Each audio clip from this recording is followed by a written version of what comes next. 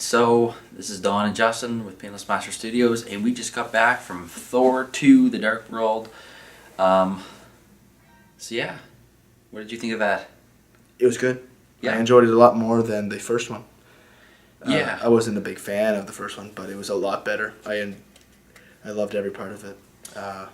Started off pretty good with the action right away, 10 seconds into it. Well, tell us about the plot.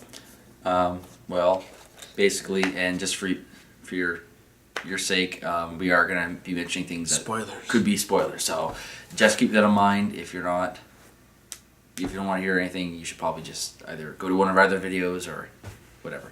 All right, so basically it's about this dark elf named Malekith who wants to sort of reverse the natural order of things, the whole universe back to the dark times when dark elves were rocking hard, and he is trying to use this very malicious and terrible thing called the ether, which is a destructive power, and he can use this to wipe everything out and put it back to internal darkness.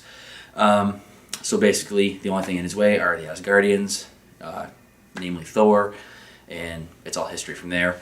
I loved how once they get past the initial sort of backstory of the Dark Elves and the Ether, which is only about a few 5-10 minutes. 10 minutes, yeah. It jumps right into the story right after Avengers. They don't waste any time with that. Yeah, they don't dawdle. Yeah, no cock goggling at all. No cock goggling. No. So it starts, and then it goes to her bitching because she misses him. Yeah, she's and then Jane Foster. She's getting all uppity. She's like, I miss you. Yeah. I missed you. That scene was pretty good too, though. Even the parts where you expect to be kind of slower, there were still some pretty funny parts. Yeah, I think, it's paced, I think, very differently from the first Thor movie. I think it's a lot better than the first one. There's a lot more action. The humor actually there is a lot more humor, which I find some people have said it's kind of a bad thing. It's kind of all right. I didn't think it was too bad. It wasn't untasteful humor though. It was well placed humor. Yeah, some of the things I would only say is the only thing that they overdo is the lack of pants that Eric Selvig wears. It's after you see his crotch and bare thighs over and over, it's all right, I know what your ass looks like, all right, but it's a part of the contract he has to write. Yeah, you can't wear pants in this movie at all. Yeah. They're all right, we need you back on this film, Eric Selvig, come on. He's like, I'll do it, but no pants. I can't wear pants. Don't like pants. Yeah, that was good. There's abundance of pants in the first movie. You knew that was in my contract. I didn't want that. Well, when I heard that Loki was going to be in this movie again, I kind of was like, all right, third movie, that's going to be good. Yeah. But he wasn't really that bad. No. His character was actually pretty interesting. Yeah, I think they actually did something really interesting with his character this time around. He wasn't just a mischievous little fucker this time. He wasn't that asshole. Well, he was an asshole little brother, but he was he served, I feel, a bigger purpose than, he didn't, I don't know how to put it in words. It was there was more to his agenda than met the eye, and I think he really kind of came into his own in this movie. He really came through, and I think he was one of probably the more interesting characters in the entire movie, probably more so than Thor. Thor, Chris Hemsworth's performance was awesome. Yeah, his character wasn't really one-sided either. You start to see a little bit more from his softer side, which is nice instead of just him running around with his chest out, beating it like a gorilla. Yeah, the first movie, obviously, it's about him becoming less of an arsehole and more of a king and, being a better person. In this, you do see that change and how Avengers, his time in New York has really affected him. A little side note here, another thing I really loved about the movie was the natural, the physical special effects, the makeup, the costume, something you don't, you still see it, but in this kind of a film, it kind of takes me back to Lord of the Rings, because I just saw The Hobbit last year, and the thing I love about Lord of the Rings was the fact that the orcs looked really disgusting, and it wasn't CGI, it was actual makeup and costume, and this, it kind of brings it back to that. So I thought that was really nice. It was a nice little touch. So after the first battle, at the very beginning, that tells you kind of the opener. Yeah. There's a little bit of, like, just like the backstory. She finds out what's that stuff called? The ether. Yeah, ether. Yeah, she finds that, and then they get awakened, and then the next battle is when they come into Asgard. Yeah. How do you like that? I thought it was awesome. Yeah. Yeah. It's just I thought it was. I think. I mean, like I'm not a huge. I was never really a huge Thor fan. When it comes to comics, I mean the movies have really changed my opinion of that. But I mean, not just like that battle, but like all the battles like they have in the movie seem to involve one way or the other, like all the other realms, and obviously if you've seen the movie or if you're going to, you're going to find out that like all the other realms have a huge part in the movie. It's pretty much all they talk about every 2 seconds. You like or dislike that? Oh, I loved it. I like that. Like how they were balancing like again spoilers here, so just be warned. It's like spoiler central. I mean, it's just like you're not going to be surprised when it happens because you're gonna. Well, yeah. Why else are you watching this? Yeah, yeah, really. But basically, like Malekith and Thor are going head to head, and they're just all the realms are converging like over each other like an eclipse. And that was really cool. Really good visual. How like they go to fight each other, and like because the edges of each realm are blurring, they're like sort of they're running into each other, but like. They're like fighting each other. Malekith and Thor were fighting each other, but they're like teleporting. Yeah, they were like transporting because like the blurred lines aren't seeable, and like you're just going through each realm, like, and they couldn't tell where it was, so it was very clumsy. But like, I mean, but well executed though. Oh yeah, it was really well done. The movie. I mean, for them it was clumsy because they couldn't tell where they're going. But yeah, like Thor would punch Malekith, and all of a sudden they're on Jotunheim, and they're like, oh shit! And now they're falling down like a canyon, and all of a sudden they're like in the dark world, and then they're back on Midgard. Just shoot them, just get a gun. Do people not use guns anymore? Like, but yeah, I thought that was really interesting. I like how they brought the other realms into it. It was, I think it was a good move. Yeah. How do you like it when like you watch a Thor movie or like a Spider-Man movie or something, and they bring a different character into it? Like, you know how Loki does like a little. Oh yeah. Do you think that's funny, or do you just like stay in your own movie? I thought that was really cool, and I thought that was really tasteful. I'm just gonna say it because again, I'm not even gonna keep saying this anymore. If you're watching this now. Just go away. Just go away. Don't watch the damn movie. I don't want to see any comments or anyone saying, spoilers. I've already warned you 3 times. If you haven't left by now, then tough tits. There's a part where Loki is being escorted out of the dungeon by Thor because Thor needs his help, and Loki is using his mischievous mystique-like powers to shapeshift, and he's turning into Lady Sif, and he turns Thor into Lady Sif, then he turns into a guard, and then Loki turns himself into Captain America, and he's just like making fun of Captain America, and he's like, oh, it's all about truth, justice, and the American way, and then he just gets thrown back into handcuffs, and I thought that was really funny. That's probably for me like the best joke. It was, I really didn't see that coming, but no, I didn't see it either. It was really cool. I thought it was really funny, and actually there's a little not quite off topic, but Kevin, I'm probably pronouncing his name wrong. Kevin Feige, who is the like head producer of Marvel Studios, has said that it's not out of the it's not off the table that Avengers and a Spider-Man movie and an X-Men movie could cross over into one, and I really, really, really, really, really hope that happens. That all of them do? Yes, I would lose my shit. I would go nuts. Yeah, come on, PlayStation, give its rights back. Yeah, screw or Sony, sorry. Screw Spider-Man being on your team. Come on, Sony. Fox. So, do it right. In a lot of these movies, the sub-characters are pretty terrible. I find. In this movie, I loved every single one of them.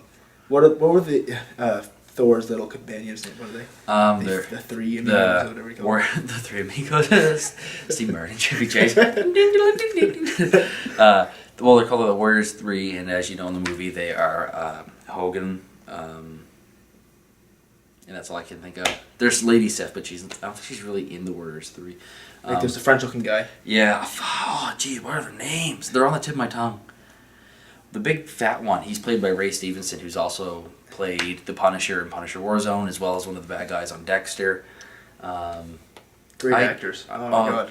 And I mean, like, they're all such colorful characters. Even in the comics, like, they're just very... They're awesome. There's great characters. And I think, like, especially with the Thor franchise, like, you have these side characters that just bring a lot of, like, warmth and color into the movie. And I think those characters do really well for the franchise. Mm-hmm. They're just, like, lovable. Yeah. I really do enjoy it. I don't know if I want to say this or not because there's more spoilers. I hope a lot of people die in this. Yes. Do you think that's a good move for them? Or do you think stop killing the characters off? Well, not really. It's not many, actually. Yeah. But I mean, a lot of people die, but they're just red shirts. That's all they are. Yeah, well, there's his mom. Yeah. Again. Thor's mom dies. Which is big. She's really kick-ass in this movie. Oh my god, I did not expect her at all. She's wearing her friggin' flip-flops or Crocs, comes out and starts spinning around and stabbing the crap out of this dark elf. She's wearing like a pair of Toms or something, like slippers or something. But yeah, she starts fighting Malekith like a little like dagger or something. I don't know what it was, but it was awesome. Yeah. But yeah, I think she was the only real character that died in it. I mean, besides the bad guys and stuff. But I'm just trying to think. I don't think. Oh yeah, because Loki fakes his death. He's not really dead. And because probably people have already seen this, but like, you guys have had to have known all the twists coming in. Oh yeah. You got him Thor's arm getting chopped off. You're like, obviously his friggin' arm isn't gonna get chopped off just like that. I thought it was. You did. We're like, oh my god. I'm like, come on. They did the same. Same like little image thing 3 times in the movie, and then okay, go ahead. So what did you say? Well, I had a feeling like something about it was weird, but I was like, oh, my god, his hand's gone.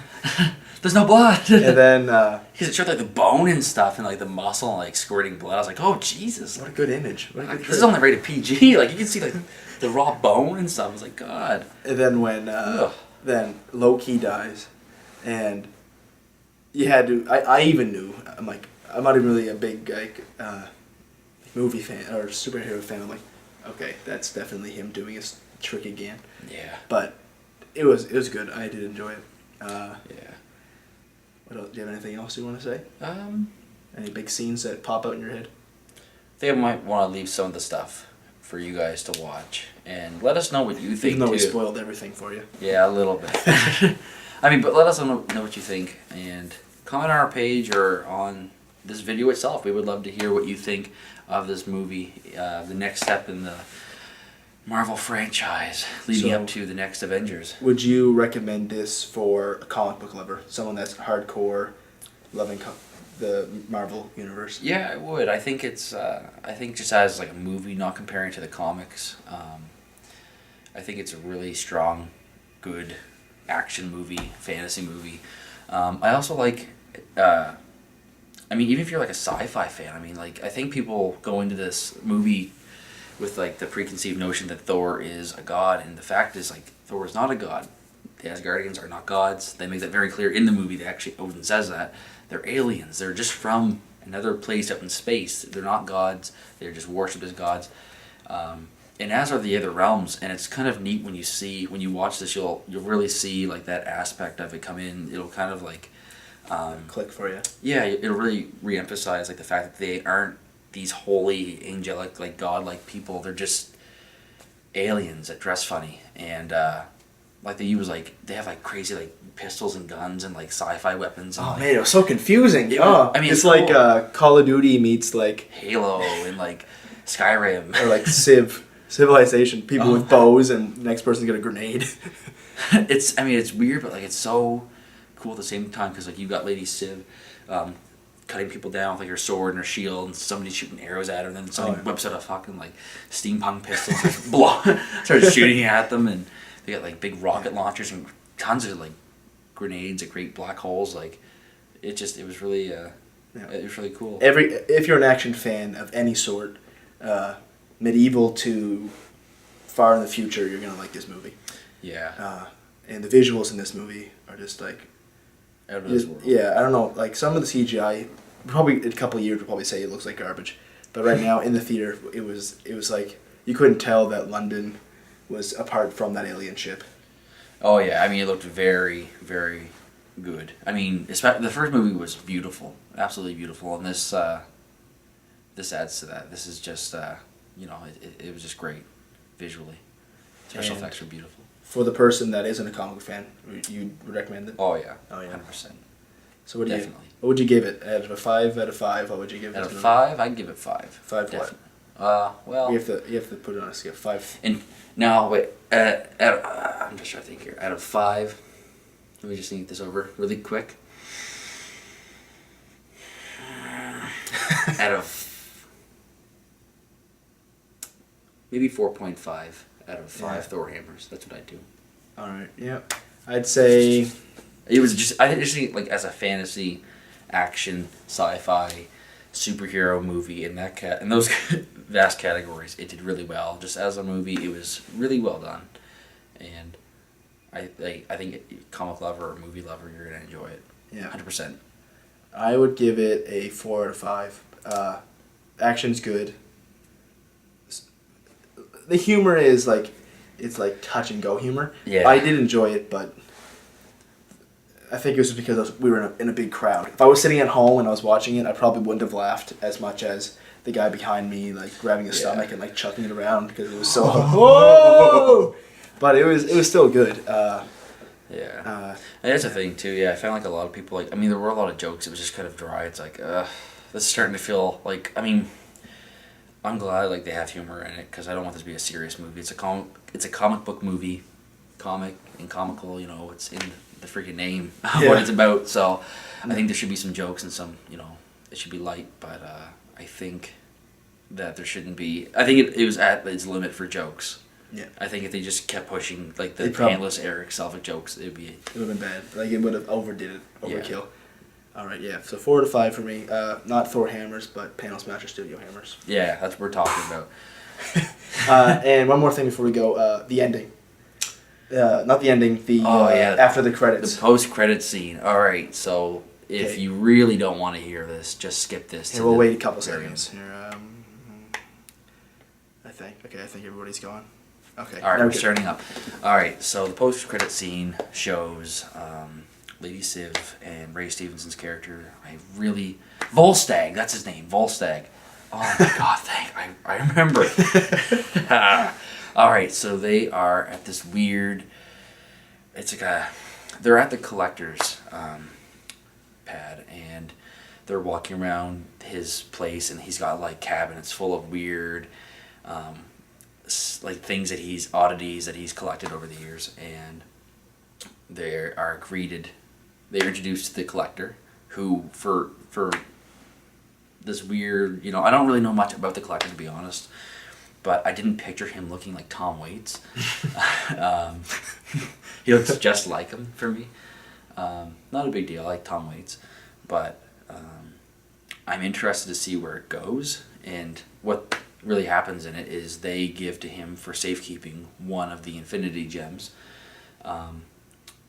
If you don't know what the Infinity Gems is, go look it up online. I'm not going to take the time to explain it, but basically it's a really powerful key thing, gem, whatever it's a really powerful item that the ultimate bad guy in this, Thanos, is going to get his hands on, quite literally. And yeah, so they give it to the collector for safekeeping, and he says, 1 down, 5 more to go. And I was expecting a bit more from the ending. I was hoping there'd be something a little cooler than that, but I was happy with it. It was fine, I guess. I heard rumors going into this that Doctor Strange was going to show up. That's not going to happen, so yeah. I mean, you're not going to be blown away with it, yeah. But you're not going to be blown away with it, but I mean, I thought it was pretty cool. It was fine, I guess. It gives you something to look forward to, yeah. But nothing that you really would like. Yeah, makes you wet. Better than that shitty post-credit ending for Iron Man 3. I mean, the whole movie. What was that one again? Just Tony Stark talking to Mark Ruffalo on a couch. Mark Ruffalo's not even paying attention. He's just like nodding off. He's like, "Oh yeah, I'm listening." Honestly, don't. If you haven't seen Iron Man 3, don't watch it. It's crap. It's absolute crap. This is a Thor review. Yeah, let's keep it simple. But yeah. What did you think of this scene? No, I didn't know anything about it. I actually thought they were blending Thor and Star Wars episode, the first one, with the cantina, or the second one. It's like, just like they're walking through, there's like little red girls like flopping around, and like you see like the background has these weird, like they don't even look like they even put a ton of effort into it. It's like a green plant. It was like all plants are green. It's like a warehouse for props. Yeah. So they kind of look strange, and the guy comes in. What's his name? The collector. So for someone that I'm not a comic fan, I had no idea what was happening, and I kept on like I was waiting for it to come over to turn it off so I could be like, what does this even mean? But like it was good, okay, but yeah, like when I saw Thanos the first time, I knew exactly who he was, and I'm not really a comic guy. Yeah, and I was like, oh yeah, I can't wait. This was like, There was actually a lengthy extended version of the Captain America 2 trailer in there that if you're looking forward to the Cap movie at all, maybe you're not, I don't know why you wouldn't be, but it looks amazing, and for me, as a huge Captain America fan, I am excited. I'm going in full costume. We all are. I haven't seen the first one, but I'm definitely gonna see it because the trailer by itself makes Captain America look badass. I didn't realize how badass he was. I thought I knew he was like a super soldier, but this guy, oh my god, he was badass. Oh man, Captain America's amazing. He is kick ass. So just see the movie for the commercial. Yeah, just do that, and then get up and don't leave because it's a good movie, but. Just for they get away for the credits. Yeah. So tell us what you think. Yeah. Go watch the movie and then give us your opinion. Tell us if we're idiots or tell us if we were right. I think we were right. I think we were right. Yeah. Yeah. I like our opinions. So what's the next movie that's coming up? Next one is I can't even remember. Well, is there another Spider-Man coming? Oh, the X-Men, was it? The next X-Men movie coming up. I don't know when that is. Sometime this coming year. I think the next one might be Captain America though, which looks amazing.